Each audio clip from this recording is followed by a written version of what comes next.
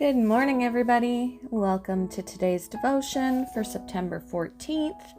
Today's devotion is titled Outside the Camp, and the Bible reading is from Hebrews chapter 13, verses 11 to 16. The high priest carries the blood of animals into the most holy place as a sin offering, but the bodies are burned outside the camp.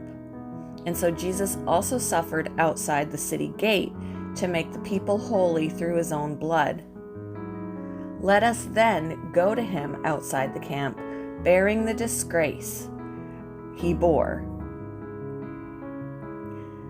For here we do not have an enduring city, but we are looking for the city that is to come. Through Jesus, therefore, let us continually offer to God a sacrifice of praise, the fruit of lips that openly profess his name. And do not forget to do good and to share with others, for with such sacrifices God is pleased.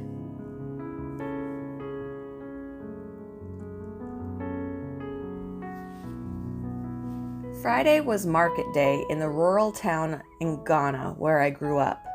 After all these years, I still recall one particular vendor, her fingers and toes eroded by Hansen's disease, or leprosy.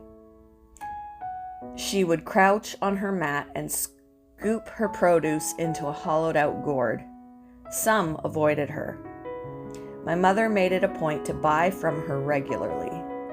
I saw her only on market days.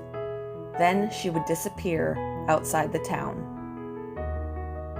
In the time of the ancient Israelites, diseases like leprosy meant living outside the camp. It was a forlorn existence. Israelite law said of such people, they must live alone. Outside the camp was also where the carcasses of the sacrificial bulls were burned. Outside the camp was not where you wanted to be. This harsh reality breathes life into the statement about Jesus in Hebrews chapter 13. Let us then go to him outside the camp, bearing the disgrace he bore. Jesus was crucified outside the gates of Jerusalem, a significant point when we study the Hebrew sacrificial system. We want to be popular, to be honored, to live comfortable lives. But God calls us to go outside the camp, where the disgrace is. That's where we'll find the vendor with Hansen's disease. That's where we'll find people the world has rejected. That's where we'll find Jesus.